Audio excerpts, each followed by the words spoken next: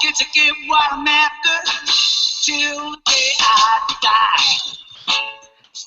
Hello and welcome to a live edition of The Secret Four. The pools have been drawn. We are under 2 weeks from World Cup, and we're here to break it all down for you. As always, I'm Ethan Sturm, managing editor for The Eighth Man, and alongside me, you can call him Jon Snow because he'll be back next season. It's Noah Schwartz. I understand that reference this time. Yeah, there you go. We're getting more into your pop culture round. And behind him, he's the short guy working behind the scenes, just like Tyrion Lannister. It's Kyle Jeon. It's kind of funny because I think I'm pretty sure I'm taller than both of you, but that's okay. Are you? Questionable. I don't know. Questionable. I'm taller than you, Ethan. We'll do a head comparison when I meet up with Noah again. State style right now. All right. I mean, so this is a little scary because we're live right now, and we've had a bad history lately of really screwing up and needing Nick Jablonski to fix our problems. Mostly me. Yeah, mostly Noah, who apparently doesn't understand Star Wars references. So that's a real concern, but we're going to get right to it. A lot to talk about, less than previous years because we're only dealing with 60 teams, not 80. We're dealing with 12 pools, not 16. Let's get everyone's first reaction. Like, what immediately spoke to you about these pools, or one pool, or anything like that? Well, I mean, for us, obviously, we have teams that we're invested in, that we're a part of. The first thing that jumped out to me was just how difficult of a pool that pool, what is it, Pool 11 that Tufts is in, how difficult of a pool Pool 11 is going to be. Yeah.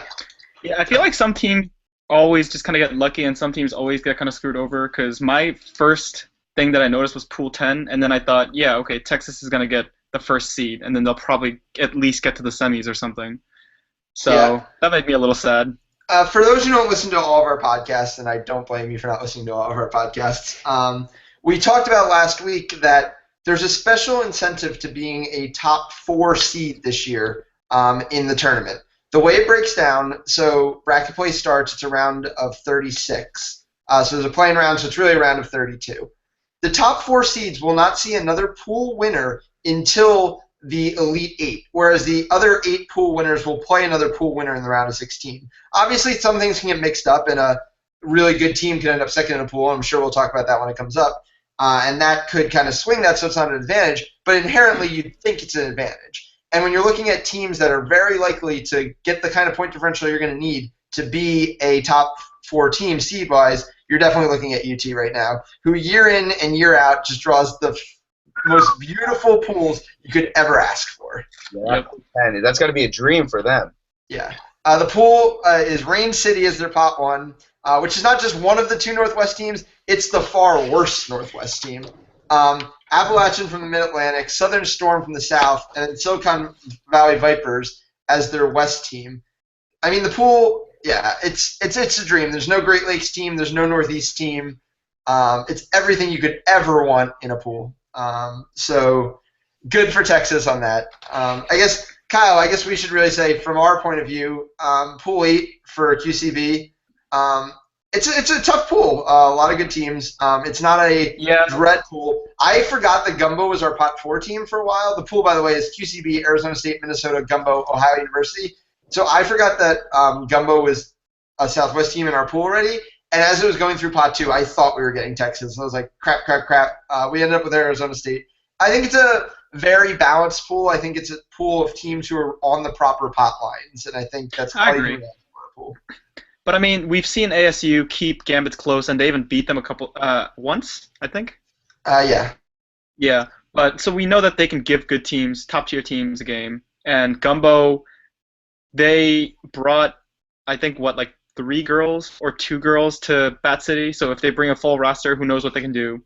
So it'll be an interesting pool. But we should probably start, from 1 and just make our way through. Yeah, for sure. And also, to any of our viewers, there's a question and answer feature. I believe it should be right at the bottom of your screen. Feel free to send us some questions. We'll try to answer them through the pod.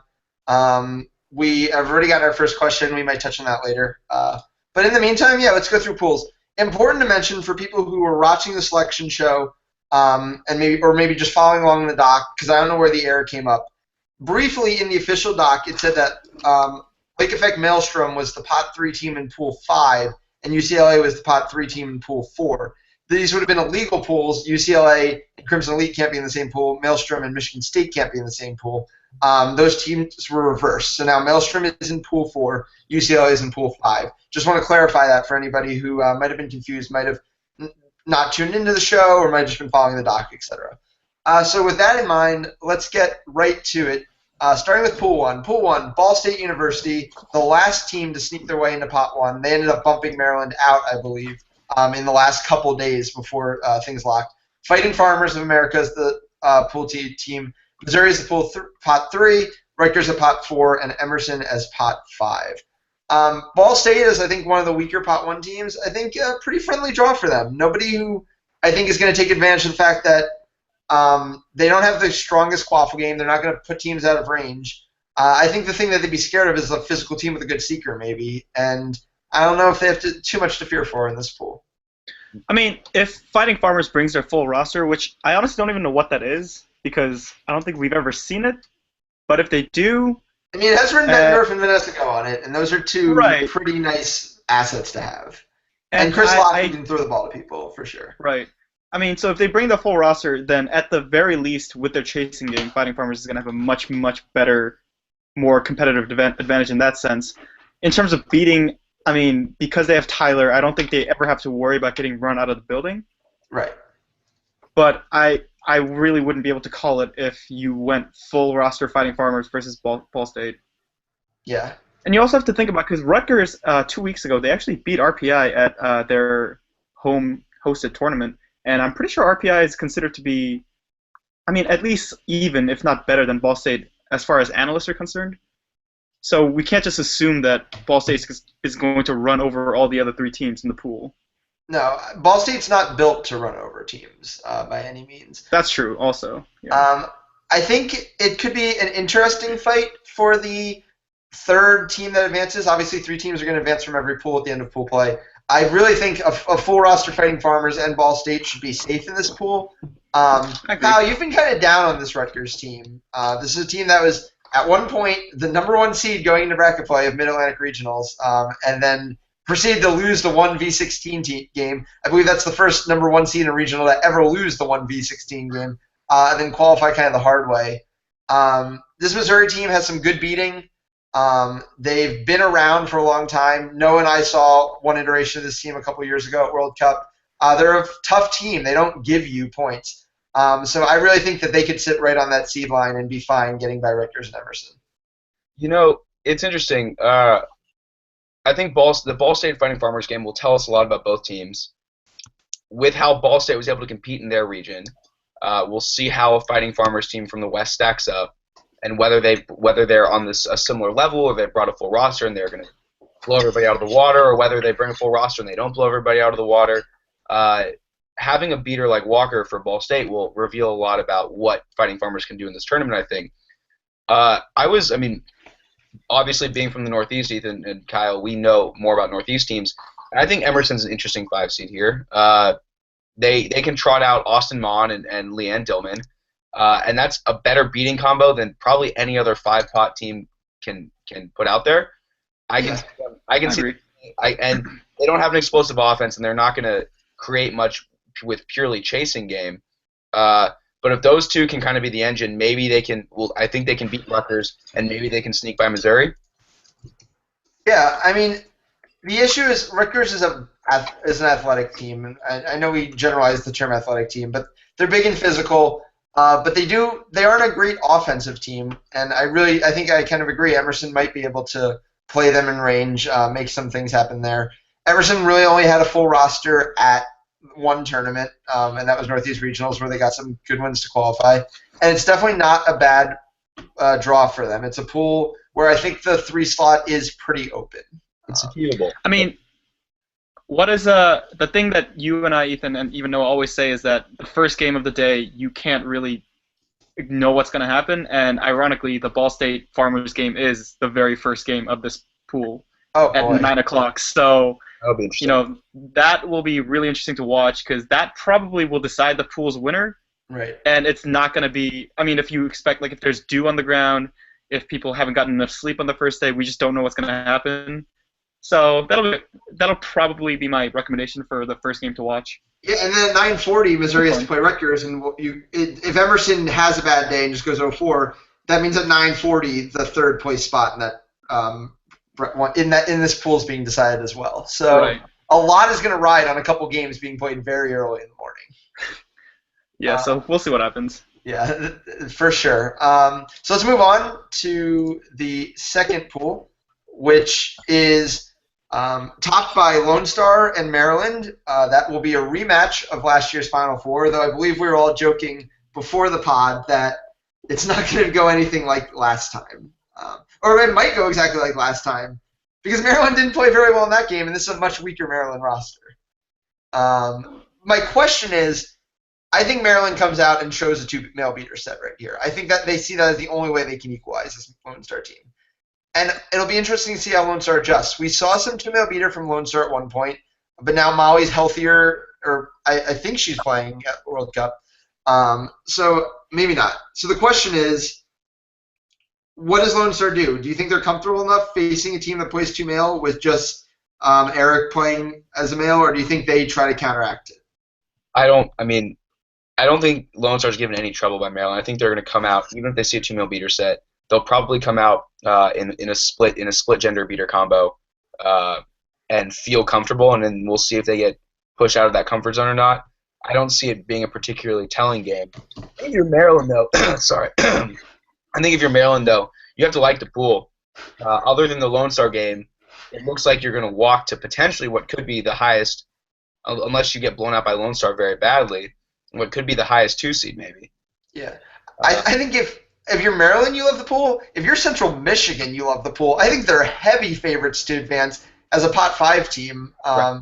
You're talking about a UBC team that has not been very impressive, and a Cal team that showed up to World Cup and just the Western Regionals and just kind of got beat up after kind of building up their ranking just up in the Northern California.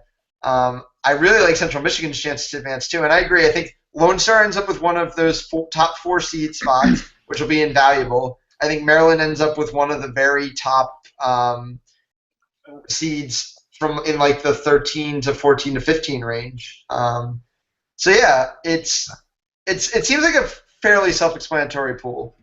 Maybe a little fight for that third spot, but I think Maryland and Lone Star just kind of run away with the top 2 spots. And I really do think Central Michigan's probably the next best team in this pool.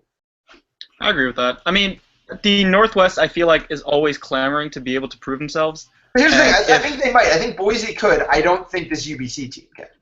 Right, I agree with that. But, I mean, Central Michigan is not I wouldn't even consider it one of the top – I would not consider it one of the top-tier teams in the Great Lakes region. No. So if they if the Northwest really believes what they believe about themselves, then they should be able to, take these 2 games and advance to the second day, but I don't think UI or NOAA is expecting that to happen. No, I don't feel great about that. But yeah, I agree. I think this is a pretty self-explanatory pool. So let's move on. Pool 3. Another one that I think is a little weak top to bottom. Bowling Green is the Pot 1 team. BU is the Pot 2.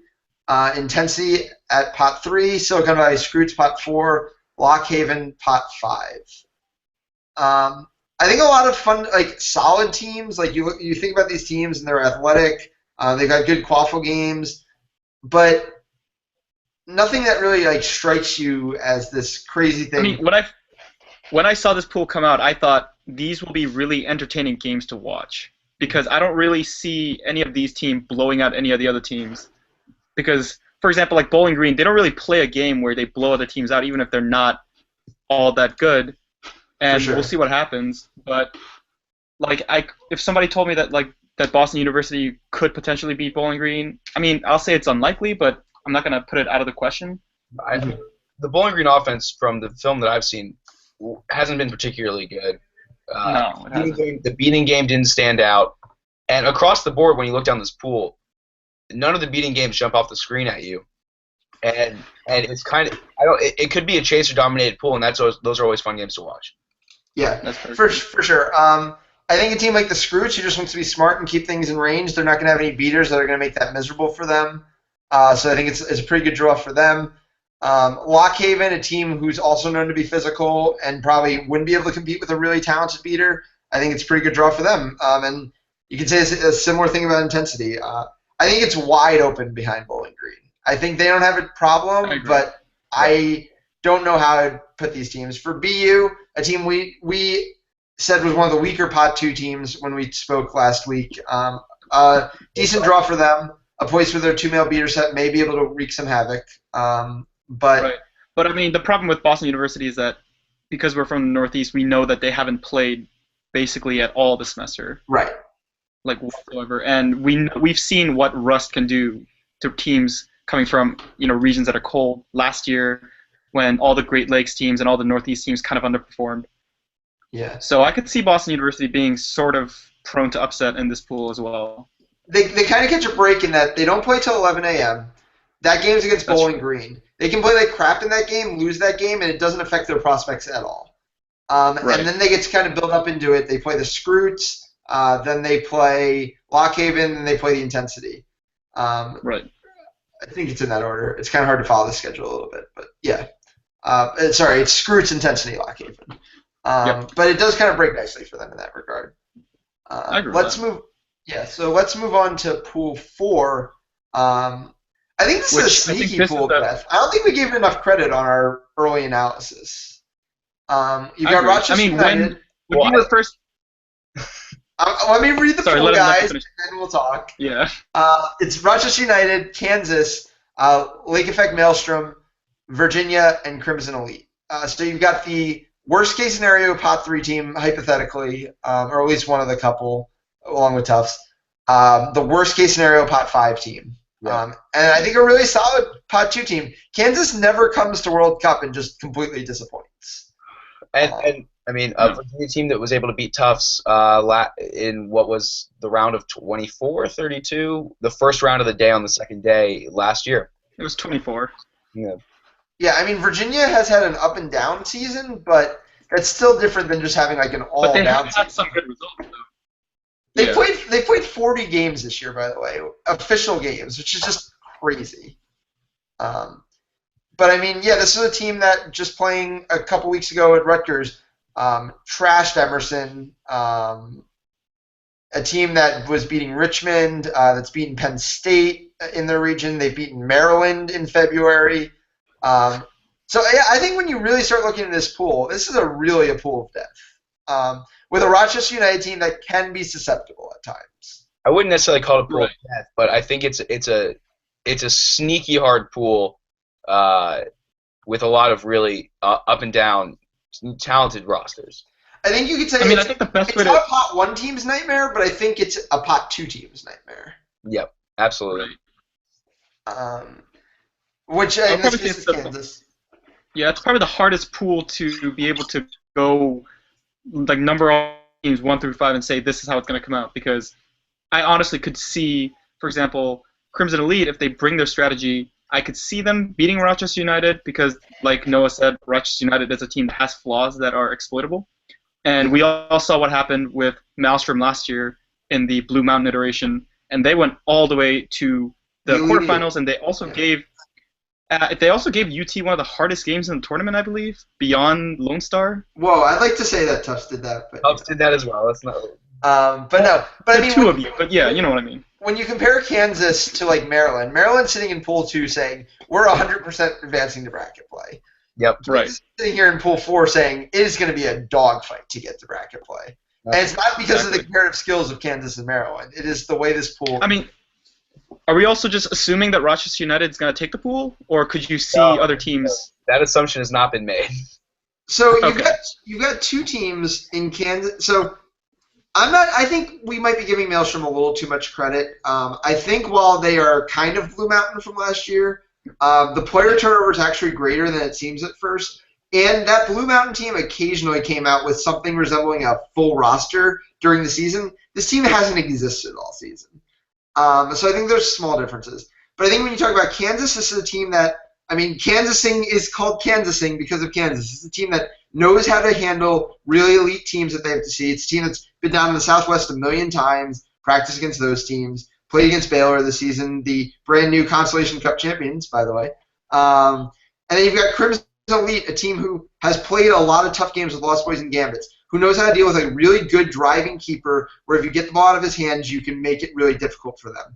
And all Rochester really wants to do is get Shane into the lane with like a no-bludger situation and score that way. They're going to be ready for that.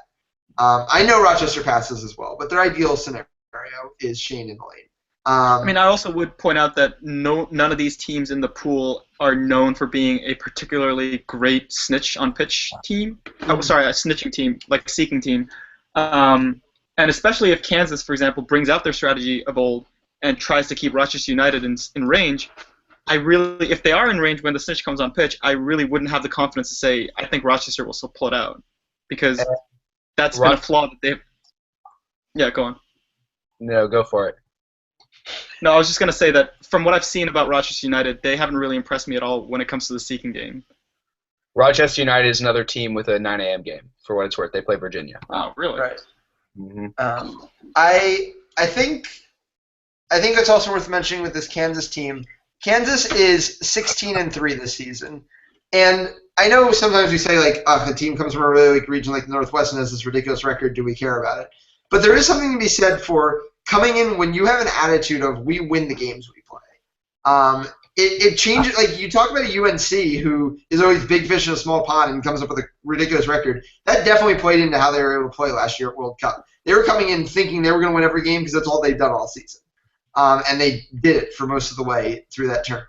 And I mean, this Kansas team has beaten up on a Texas Tech team twice that was in the Southwest semifinals. They beat Oklahoma State. They've taken care of their business more times than not. They had that one bad loss to Illinois State in the snow at Midwest Regionals. I think there's a lot of high positive things to say about Kansas, and I think this is going to be. If I could like pick a pool to just watch every game from, this might be the pool. I mean, you could also obviously make an argument for Pool 11. We'll get there eventually. I think there's also I would agree with that. I think there's also another interesting pool that's like Pool 4 later on. All right, let's move on to Pool 5. Pool 5 is Boise State. And is it okay to call them NYU yet, Kyle? Like, where Yeah, are we? they're officially affiliated back now, so you can call them Oh, NYU. good. So they got rid of that skeevy Kyle dude, and then they were able to get their name back. I'm happy for them. So Boise State, NYU, UCLA, Sam Houston State, and Michigan State. This is, I don't know. What is a pool that like doesn't have a clear number one and doesn't have a clear terrible team considered? It's not a pool of life or a pool of death, right? It's an interesting pool. Yeah. I think that's how you put it. Yeah. I think Boise State got lucky that there's not a clear team, like Pot 2 team, that would just trash them. Like if they got a A&M or a Texas State or a UT. I think that would have been worst case scenario. They have a pool they can win in. I don't think they've seen beating like NYU's beating. I'm not sure if this is a pool that Boise State can win. I don't think so. I think this is a pool that has like a 3-1, 3-2-2s, and a 1-3, or like 3-3-1s, a 1-3, and an 0-4. It's one of those pools. Yeah, I don't think there's going to be. I don't think anybody's going to win all their games on the day. No. I think if I was to put like an odds-on favorite on who could do it, let's go Northeast bias. I'd say NYU might be able to do it, but I'm not sure if they can. Although you have to. I'm not sure if they can pull. Sam Houston beat UT. I was gonna say if I would. I don't know that. I think my odds-on favorite for going 4-0. I don't think anybody does. I think it's Sam Houston. Yeah, I agree with that. Because I think my issue with NYU as the odds-on favorite to go 4-0 is I don't think they can put teams out of range the way you need to in a pool like this. I mean, again, we never get to see what NYU's full roster looks like because they dick around and play everybody until World Cup. But I mean, they don't have Austin Sweeney anymore, so you can't just play 4 snitch range games and be like, oh, that means we're 4-0. That's cool, which is basically what NYU used to get to do. And I think Sam Houston is a team that can actually just put a bunch of teams out of range and maybe play 1 or 2 in-range games. But I think this pool most likely ends up – my prediction for it would be that it's like NYU and Sam Houston 3-1, Boise State and UCLA 2-2, whoever won their game advances on breakers, and like Michigan State 0-4. Because I don't think this is a very good Michigan State team. I think it's something wacky like that is what we end up seeing from this pool. I think it'll be cool. But I just don't know how much noise any of these teams are going to make on day 2. So I think it's a interesting pool in a microcosm and a boring pool in a macrocosm.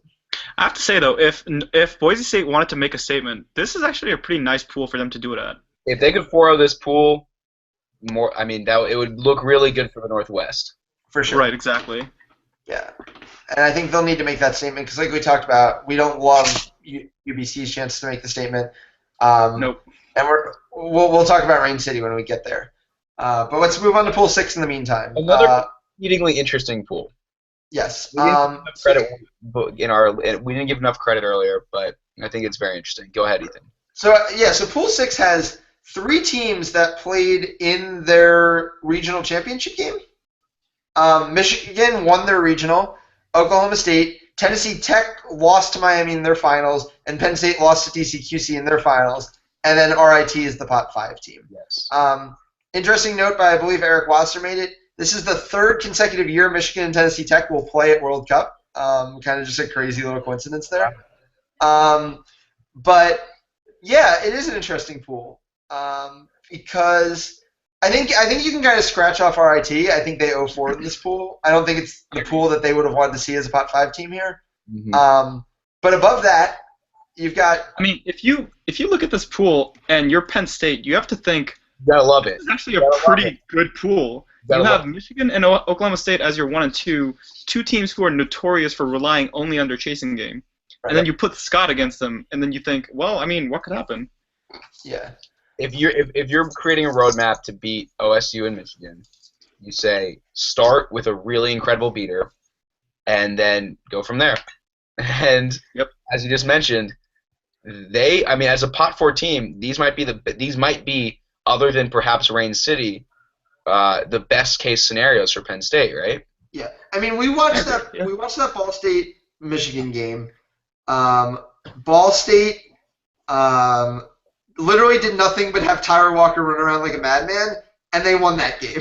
Right. So I think you have to turn to Scott and just be like, if you have a good Saturday, we are going to be in great shape going into Sunday.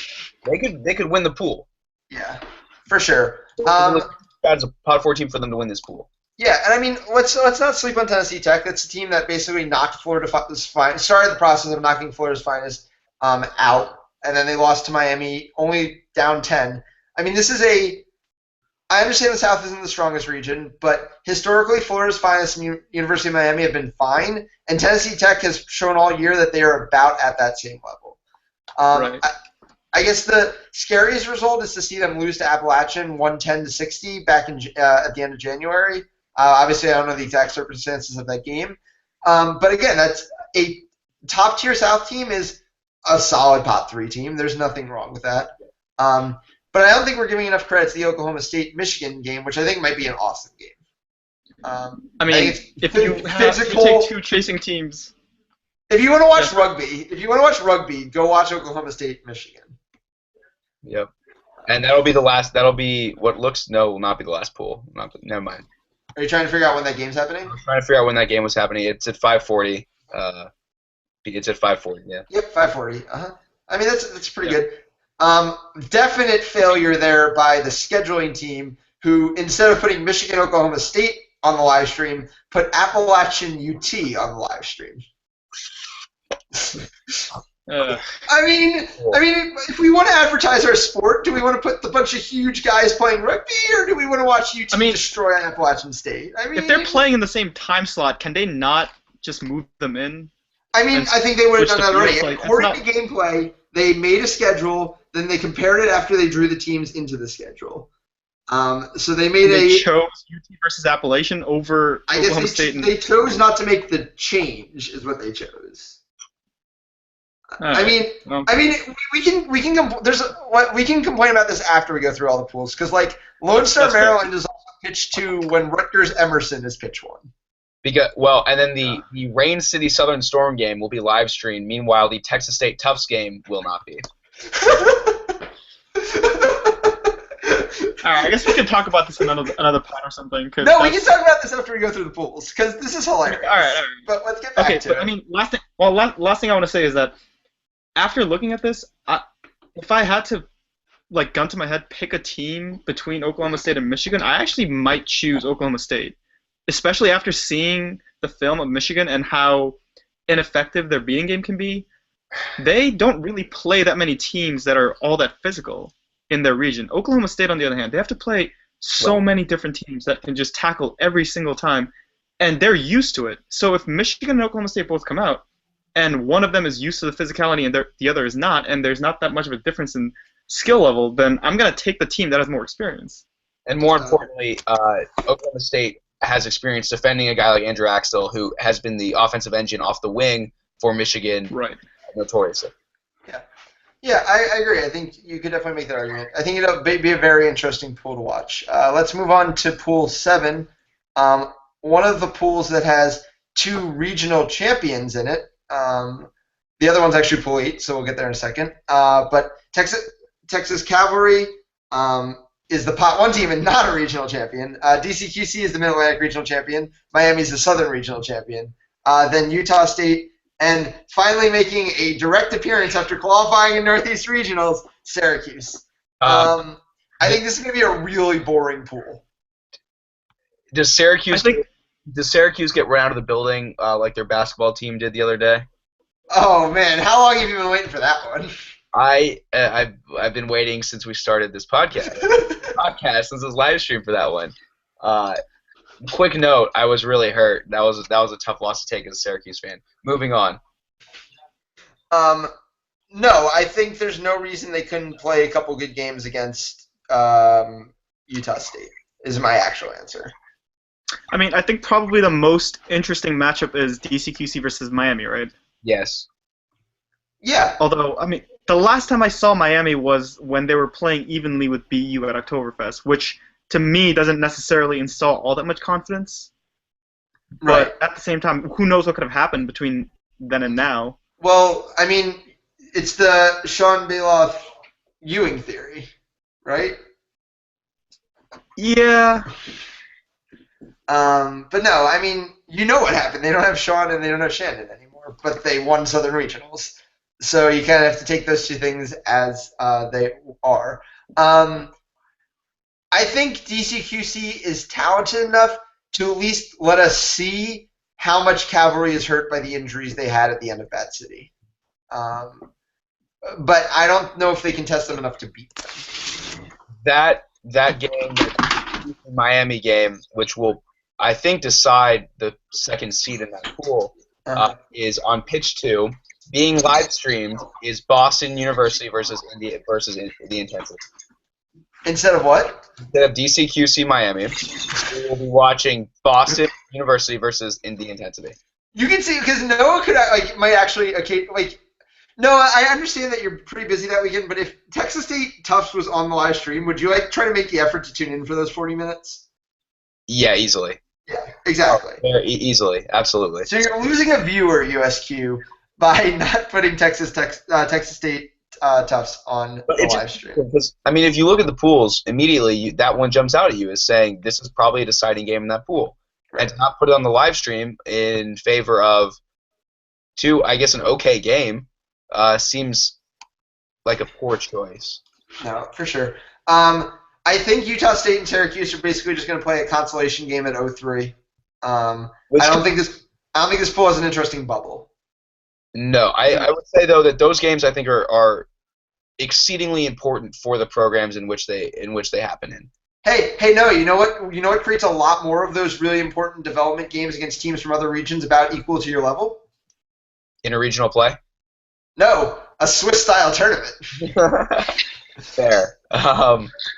Yeah, those are the kinds of games where you and I won't care about them, and largely many people will not, but the people on the field will care about them intensely, because winning a game at World Cup is a great way to get a program re-energized. For sure. So let's move on to Pool 8. QCB is the Pot 1 team, then Arizona State, Minnesota, Gulf Coast Gumbo, Ohio University. Again, this is the other pool with 2 regional champions, QCB winning the Northeast, Minnesota winning the Midwest.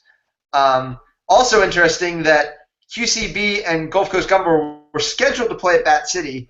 The teams didn't end up playing it because of time and darkness at the end of the day, and now the teams will play at World Cup. And what time slot will they be playing, Ethan? They will be playing at 9 a.m. Playing at 9 a.m. bright and early. I think that's probably one of the most interesting games. It's easily in this pod. I might not go further than that, but no, I mean hypothetically, Gulf Coast has the beaters where they can just kind of throw really talented beaters at QCB. Which I mean, if you don't have the beaters, you're just gonna get run off the pitch. Right. Do they have the quaffle game to handle QCB? I think that's more debatable. I think. Based on just results and how teams have played, I think Arizona State might have the better chance of beating QCB than Gumbo, if somebody in this pool is going to do it. And then obviously Minnesota, you never really know what they're going to throw. They come in every year, kind of having played no one, doing their own thing in their own system. I think it's a pool with a lot of question marks. I think it's a pool with a lot of solid teams who have put up a lot of impressive results in their region. But I really do think at the end of the day, pot lines hold in this pool. I think QCB, Arizona State, and Minnesota advance. How do you feel about QCB coming in number one spot in the USQ rankings and the 8th man rankings, I believe, is at grabbing the top 4 seed in this tournament with this pool? So I Based think on all the pools, I think it's definitely a likely scenario. Yep, I'd agree. so. I think Because- Lone Star and Texas are the locks, right? Like they're gonna be top 4 seeds.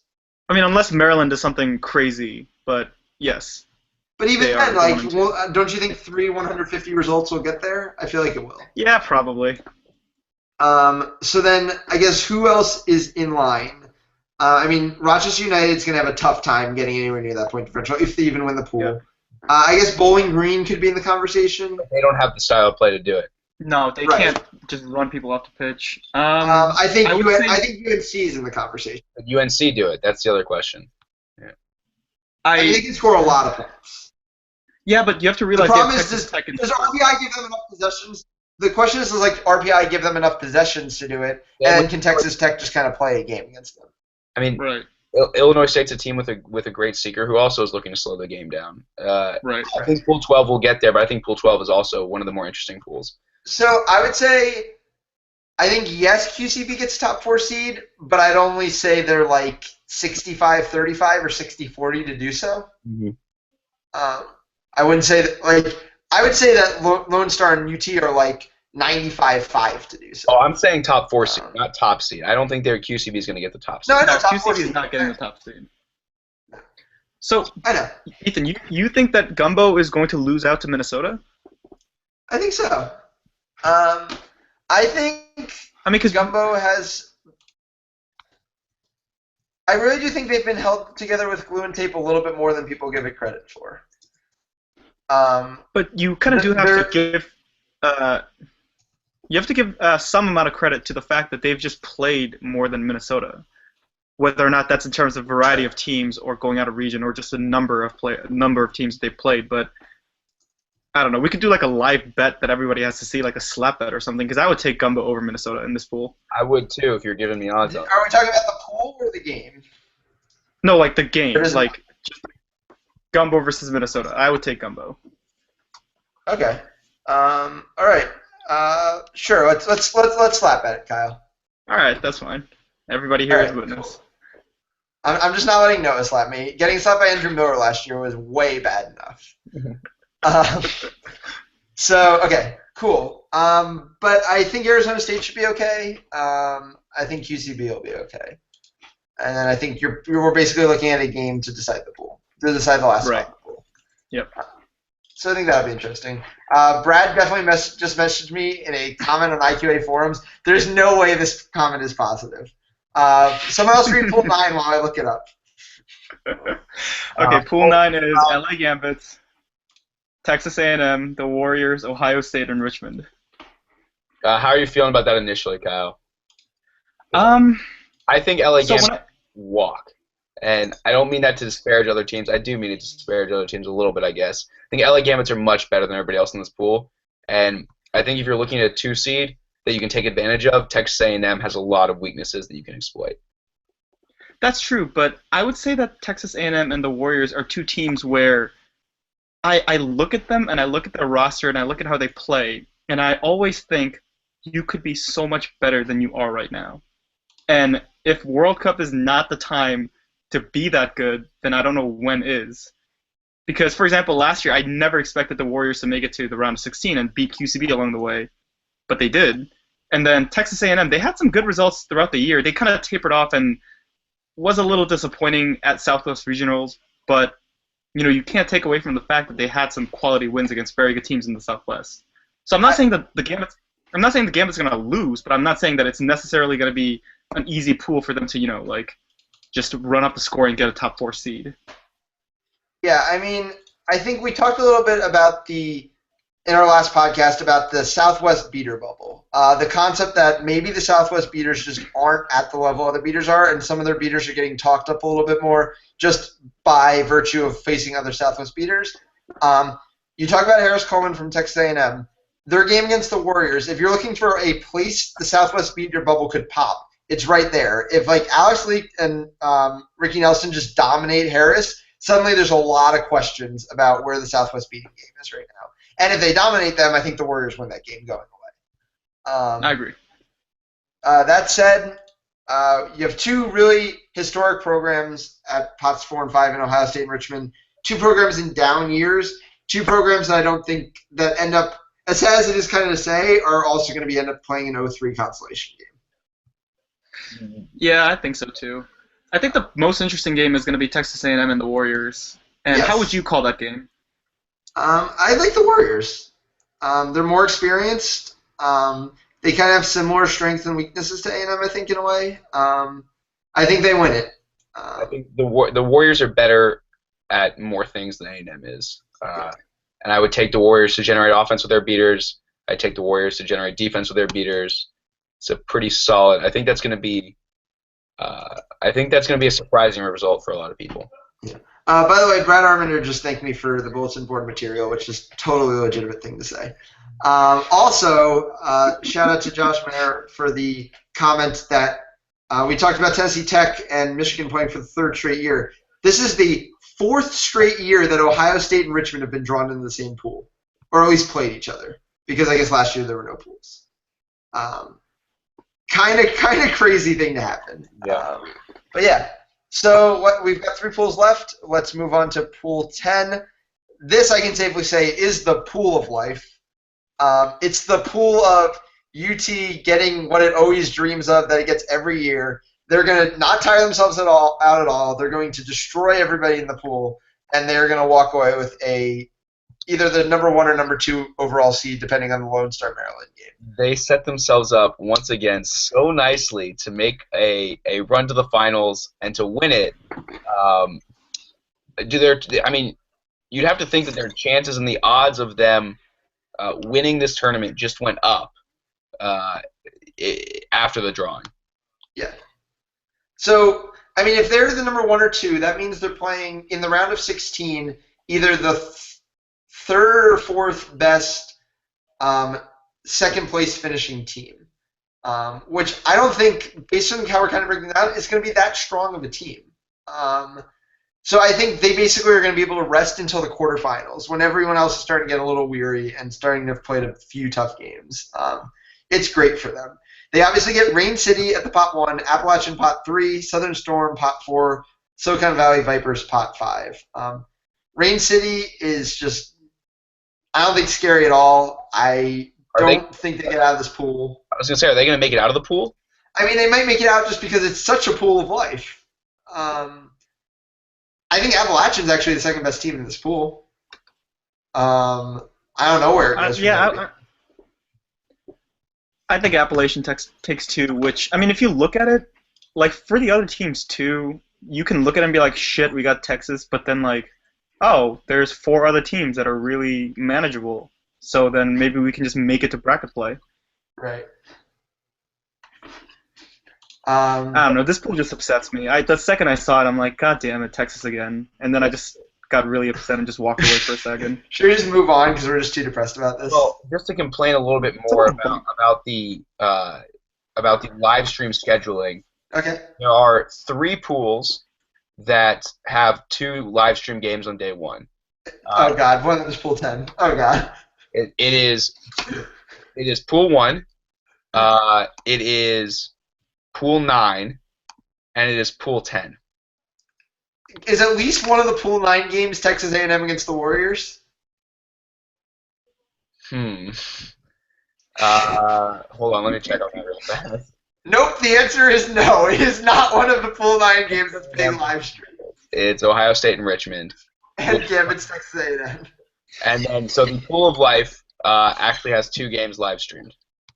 To be fair, Texas A&M Warriors isn't being live streamed because Texas State Lost Boys is. So that's actually fair. Right. But yeah, it's interesting. So I don't really want to say anything else about this pool. I don't. It's annoying. Yeah, let's just move on to Pool 11. It's way more interesting. Yeah. Pool 11, gotta be the pool of death, right? Yes. You got Lost Boys, Yeah. Texas State, Tufts, Miami, Ohio, George Mason. So I mean, the top 3 teams are currently sitting in the 8th man rankings. At Lost Boys at 6, Texas State at 7, Tufts at 10. Yeah. I mean, we kind of always knew Tufts was going to cause a pool of death, but getting one of the 2 elite Southwest teams from Pot 2 made it that much worse. Yep. And then, I mean, like, even... And I mean, Lost Boys is also a quality Pot 1 team. It's not like they're just a pushover team. But even, like, the Pot 5 George Mason beat DCQC last month out of snitch range. Yeah. So it certainly was probably one of the worst case scenarios. I guess if you're any of those teams, if you're any team in this pool, it's just about a worst case scenario. I mean, I don't. Go ahead. I don't think any of us have any doubts that it's going to be Lost Boys, Texas State, and Tufts getting out of the pool. The question is how banged up is the team going to be? Because not only are you playing 2 other teams that are in the top 11 in 8th man rankings, George Mason and Miami, they're probably going to give them at least something of a game, and you never really know. Like, especially against teams that are trying so desperately to play against better teams, they're going to bring it hard. They might even get more physical than they normally do. They might injure a player on that team. Because the mentality of Lost Boys, Texas State, and Tufts is going to be, we have to survive this pool with as little used up as possible, while George Mason and Miami, every single game, they're going, if we don't win this, we're not getting out. So those are 2 very different mentalities going into a game. I will say, I think it's worth mentioning, because I said some positive things about George Mason. Looking at Miami's resume, I mean, here's the results against really top Great Lakes competition. I'm not counting Lake Effect Maelstrom just because of the weird records they come along with. Ball State 170, Miami 50. Bowling Green 140, Miami 50. They also lost to Ohio State. Ball State 120, Miami 20. Ball State 140, Miami 50.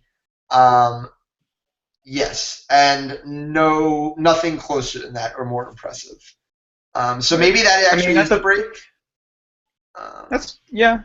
But at the very least, we can say George Mason is not going to just keel over and die. Yeah.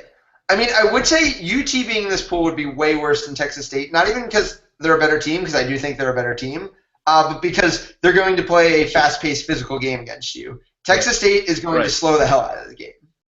So at least you get a little less battered and bruised. So I guess the question is... Yeah. Do you have any confidence to call the pool at all, or are we just saying it's a toss-up? Are we is this election night? Or are we calling states? Oh, no way. I'm just kind of curious to see what you think is going to happen. No. Here's a better question for you. Does Texas State slow ball in both games, one game, or neither game? I think it depends on how much respect they have for the teams that they're playing, doesn't it? Right, so that's my question. So what do you think they do?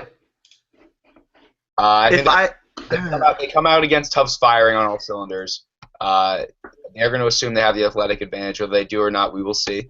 Lost Boys, maybe they feel confident that Lost Boys is a one-man offensive engine team, and they can play a fast-paced game there too, and hope they can slow things down on the other end. I don't know. Well, I think they will end up. I think they will end up slow balling in both games. I don't know if they'll start that way in either game. Well, so the scheduling is also important in this situation because, for example, if I'm Texas State and I'm scouting Lost Boys, then I'm thinking, how tired are they? And Lost Boys plays George Mason and Tufts before they play Texas State. So do you think that matters at all? Not necessarily. Yeah, I don't know. Not really. No? All right. I don't think this pool's just that physical. Like, there's a lot of talent in it, but I don't know.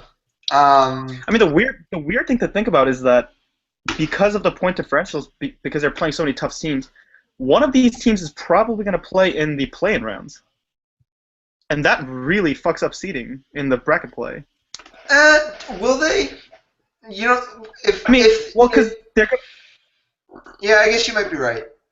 Because George Mason's not going to just, like the point differential, you're not going to max out George Mason, I don't think, any of these teams. Right. So then, you have 2 negative point differentials, you have 1 good one with Miami, and then, with George Mason, I don't. Yeah. I mean, maybe this is the pool that kind of screws over UT, and they end up seeing, like, the second-place team out of this pool in the round of 16. Ethan, you've been playing Quidditch long enough to know that's not going to happen to Texas. Texas lives a charmed life. Oh my God. Yeah, I don't know. This pool. But I mean, okay. if any pool is creating a dark horse, like weird Bowling Green situation teams, then it's this pool. Right. Just based on the fact that these 3 teams have to play each other. Right. So, as Noah mentioned, Tufts will not be on the live stream pitch at all, neither in their game against Lost Boys or Texas State. They won't be on against Texas State because Rain City will be playing Southern Storm. And they won't be on against Lost Boys because Tennessee Tech will be playing Oklahoma State. Also in that time slot, QCB will be playing Arizona. That also won't be live streamed. Right. To be fair, how many games was Tufts live streamed in last year, Noah? I might have been 5. Was it? Did we play that many live stream games? We played the Scroots there. We played UT there. We played Bowling Green there. And for what it's worth, we were great TV. Yeah, all those games were great. All those games were great games. Yeah. So hey, maybe if you want to put Tufts back on there, give Noah something to watch from another country. Let's finish up last pool, Pool 12. Another really interesting pool. Was this the other one you were getting at when we were way back talking about Pool 4, Noah? Yeah, I really. If you had to watch one pool, where you had to watch every game from one pool, maybe this is it. Maybe I think you might be right. Maybe you take Pool 11. But I don't know. This is also a really good top to bottom pool. Yeah. It's North Carolina, RPI, Northern Arizona, Illinois State, and Texas Tech. We know about the North Carolina fireworks, and we also know about the North Carolina giant gaping hole on defense that it can be sometimes. And then you have RPI who will look to slow the game down and has guys who can take advantage of bad defense. Yeah.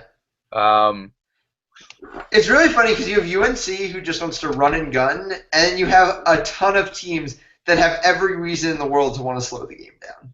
RPI because of its system, Illinois State because of its seeker, Texas Tech was able to do it pretty efficiently in their Southwest run. It's really interesting. There's going to be a lot of dynamics to play. You have UNC playing a very specific style. They're playing their zone. They're playing their up-tempo offense. You have RPI playing a very specific style. I don't know. I think this might be the most interesting pool. So, of course, it's not a pool that gets 2 live stream games, but, The other thing is that I think we're all very confident in North Carolina's offensive abilities, and if these teams can't, I mean, it sounds obvious, I guess, but if these teams can't continually put up points, which I'm not sure if any of the other ones can, maybe UNC makes this a really, really not interesting pool and goes 150 against all of these guys. That's what I'm saying. UNC is one of the teams that could get one of those top 4 slots for sure, 100%. I don't think it happens, but it could go either way. We'll see what happens when they show up. So for what it's worth, when I saw this pool, Texas Tech. So UNC has been playing a hoop zone lately. Texas Tech beat Baylor 180-110 in February. I think that was regionals. Yeah, at regionals. That's a lot of points against the hoop zone. I'm just saying. So when I saw this pool, my first thought, and this is gonna sound awful, my first thought was UNC better bring an oxygen tank for Kyle Bollins, because how do you break up a slow balling team? You take a beater who is better than all the other beaters, and you have him run around and break everything apart. Right. And then I thought, well, I guess Kyle could do that. But then I thought, can he do it for 4 games? Are you sure he can do it for 1 game? Are we sure? Well, that's why I said bring an oxygen tank. Yeah. I mean, you can't. It's not illegal. You can't just sit in a hoop zone against a team that wants to slow ball you. That's for sure. No. Especially, Noah and I watched RPI Baylor last World Cup. RPI literally just stood in their little triangle in a corner for like 5 minutes of possession. And they kept it. Baylor ended up breaking it open, but they kept it close For for a long time. 10 minutes. Yeah. It was longer than Baylor was comfortable with. That's for damn sure. Yeah. So yeah, I agree. It's good.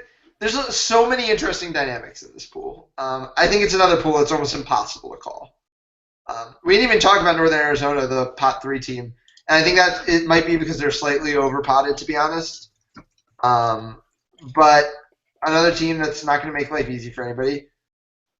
I don't. Who gets out of this pool? We would say. I think we can comfortably say. I believe UNC will get out of the pool pretty comfortably. Yep. I don't think they're a team who could drop a game. They're a team who could win every game by 150 points. You really never know. Right. Is Texas Tech the next favorite, or is it RPI? I mean, it's kind of crazy to say that a Southwest semifinalist wouldn't at least be the second favorite in their pool. Yeah. I think based on what they've shown, Texas Tech definitely has the highest ceiling. I mean, they're the only other ranked team from this pool in the 8th man rankings, for what it's worth. Right. Is that true? Is RPI still ranked? Have we not unranked RPI? RPI is not ranked. Oh, yes, they are. They're ranked 15th. Okay, so who's higher? They Texas should Tech or not. They should RPI? not be. No. RPI. Texas Tech is higher. RPI lost to Rutgers 2 weeks ago. That's not. Well, the rankings are from March 16th. Right, but who's ranked higher? RPI is ranked higher. Okay. So yeah, there are 3 ranked teams in this. I think there are 3 ranked teams. Yeah. There are. Yep. No, UNC's not ranked. UNC's not ranked. UNC isn't ranked, right? No, they're not. Okay. Well. Ethan, you gotta get your 8th-man rankings straight. Looks like this pool is basically making a mockery of 8th man rankings right now. looks like the voters have some explaining to do. All right. So we finished up the pools. Do we want to bash this live stream schedule anymore? Or are we pretty good? We have to. Okay. Do you just want to kind of go slot by slot and see Oh. It shouldn't take long. I'm pretty sure it'll go fast. Absolutely. I think Ball State Farmers is fine. That's totally good. Another interesting game in that slot is QCB Gumbo. Yeah. Okay. Here, Yep. we won't say we're bashing the live stream schedule. We're helping people do viewer schedules. There we go. Sure. right. On pitch 1, you have Ball State and the Fighting Farmers, and then on pitch 5 at 9 a.m. you have QCB Gumbo. Right. 9:40 Maryland UBC is not going to be a watchable game. No. You're right about that. Kansas Crimson Elite might be a very watchable game. And then you RPI versus Texas Tech might also be interesting too. Texas Tech, Yes. which is an interesting game in that pool as well. I would watch one of those 2 games. Okay, 10:20. I think Arizona State Minnesota is a valid choice. It's probably the best one actually. But you in that really time slot. don't know. You really don't know. Yeah, I agree. But I think especially because this will be Minnesota's first game, and you kind of want to see what they have to offer. I think it has a lot going for it as the best game for that slot. I think that's true. This looks like kind of a down time slot. All right. So 11 o'clock. DCQC is also a good choice. Yeah, I agree. This actually seems like kind of another down. Michigan Penn State, I think, is super interesting. I would put Rochester United and Maelstrom. Also very good. So this isn't a down slot. I just lied. I'd only gotten like 4 pitches across. Yeah. Well, also Ball State Emerson is also an interesting slot just because of how Tyler Walker will handle Austin Monley and Dillman, who are both very good beaters. I think he'll run away with it, but that's all right. So which game would you, of the 3, which of them would you pitch one if you had to say? Michigan Penn State. I would do Rochester United Maelstrom.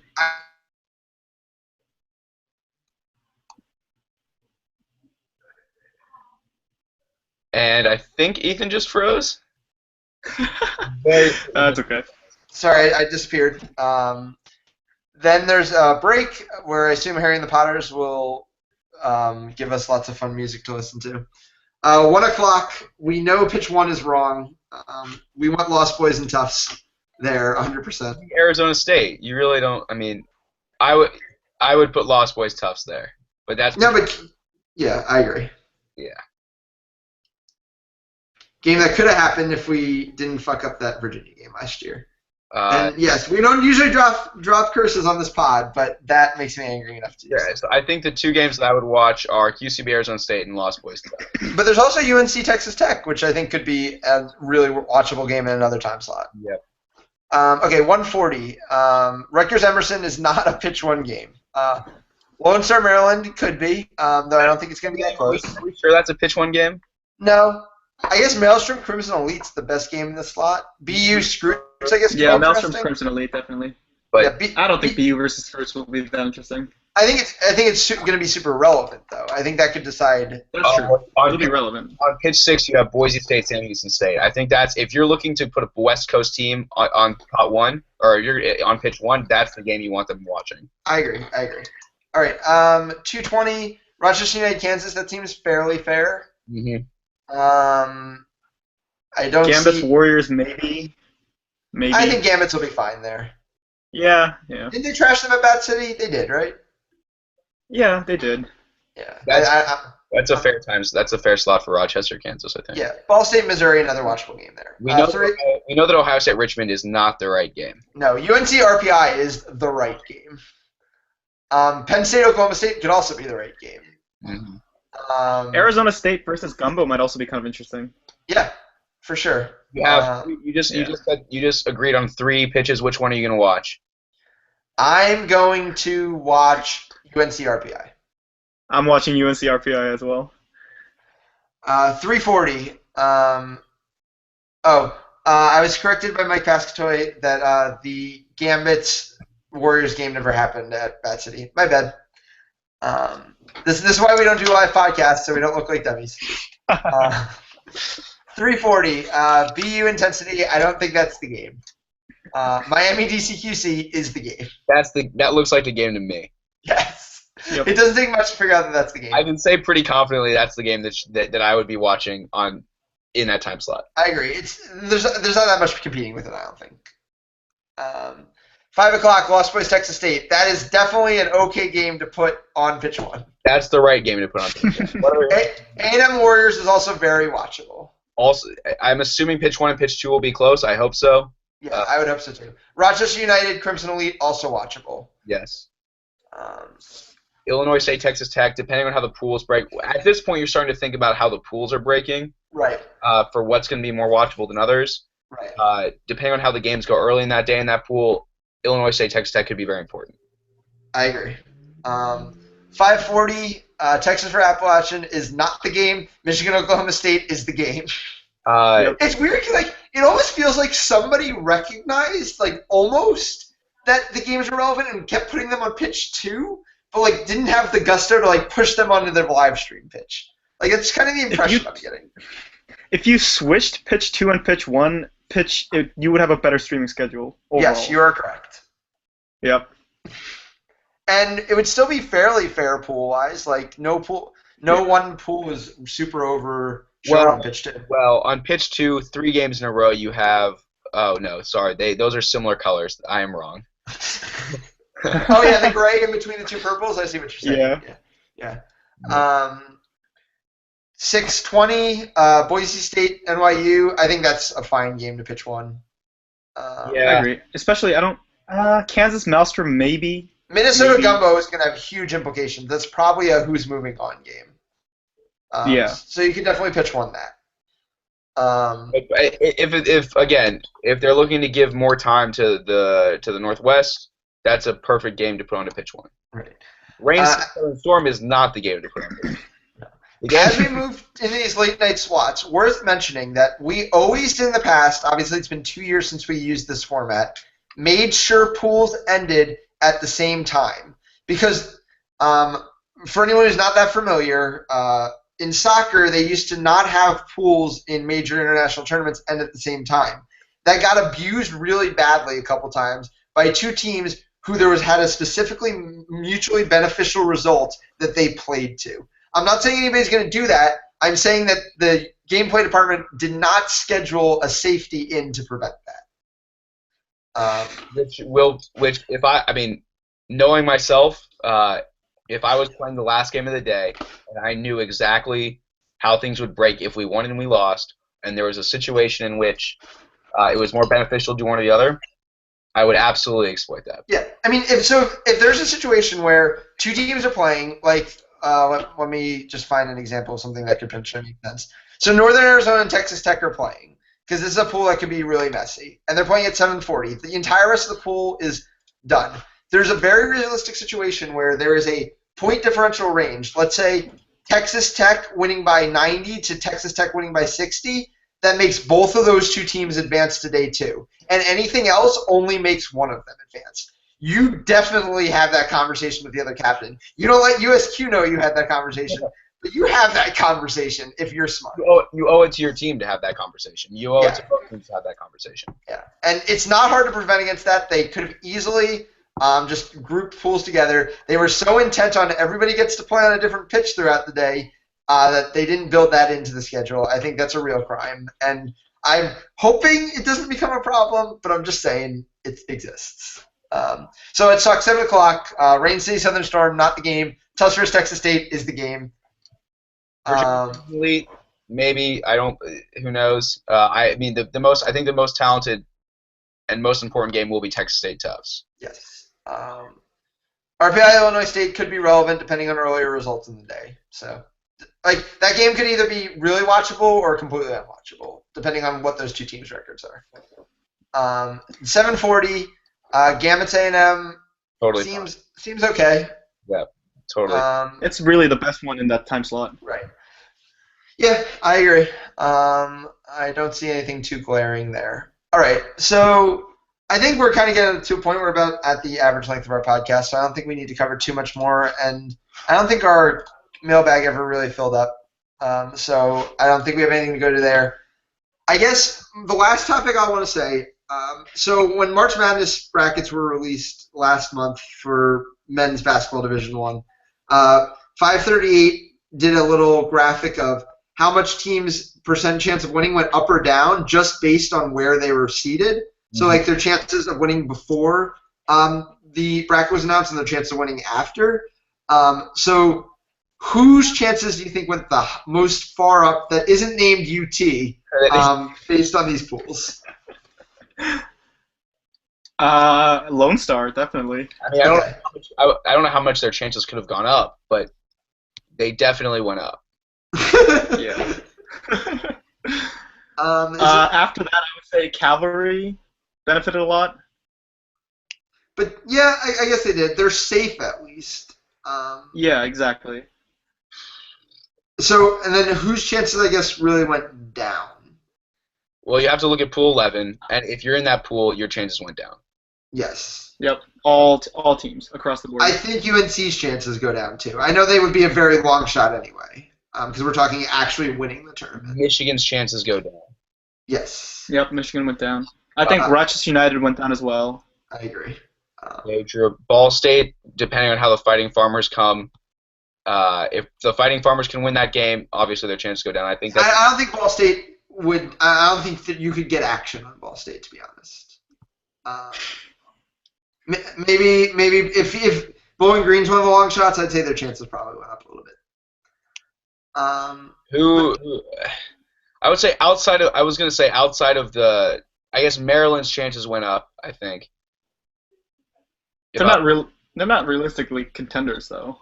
No, but they're going to have. I mean, the 3 games that they're going to have under under Lone Star are going to be nice, easy games. They're going to be. I think they're going to be rested for day 2, and they're an athletic team. Yeah. I mean, they should be the 13th seed. They should have some life at that position. All right, let's hear. Do you want to do Final Fours? I feel like nobody really wants to pick winners because it's just hard and awkward. This is all depending on how the bracket breaks down, man. I know. No. Who do you think's winning World Cup? I would have. Who do I think is winning World Cup? Yeah, I mean, Kyle and I aren't going to answer because either like we say QCB and people are like, oh, they pick QCB, or we don't say QCB and they say you're not being genuine. You clearly think QCB is going to win. So we can't win, but you can pick a winner. I like UT's chances more than I liked them before. Mm-hmm. Obviously, like we just said, I like QCB. That doesn't look like a pool that's going to be outrageously hard. And Lone Star is an extraordinarily talented team, and I like their chances too. Awesome. I will give you a Final Four, actually. I won't say who's going to win, but I think it's going to be Lone Star, QCB, Texas, and Gambits, who I feel like have the clearest path to the Final Four. Because I personally think that those 4 teams are going to be the top 4 seeds. Okay. I mean, if they're the top 4 seeds, then you can obviously pick them as a Final Four. They won't see each other. Right, exactly. Yeah. Yeah, it should be really. I think one issue is I think Cavalry could potentially sneak in, take one of those 4 seeds. I think UNC could potentially sneak in. All right. Well, it's getting late, and it's a Sunday night. Our viewership has fallen off a little bit, but we appreciate everyone who stuck with us for the entire time, and we appreciate everybody who tuned in at any point, or if you're watching this tomorrow, maybe for doing that as well. It's easy for us to do. I think we all love doing it. But that's it for us. That's it for Selection Sunday, as it were. Like I said, 2 weeks World Cup. We'll all be in Columbia except Noah. But he'll be tagging along. He'll be listening, and I'm sure we'll have him on to talk some pod after all is said and done. But as always, I'm Ethan Sturm along with Kyle and Noah. Safe travels to World Cup. Enjoy your scouting. Enjoy your last few practices. Get a lot of rest. Get some water. We'll see you in Columbia. Take care, everybody.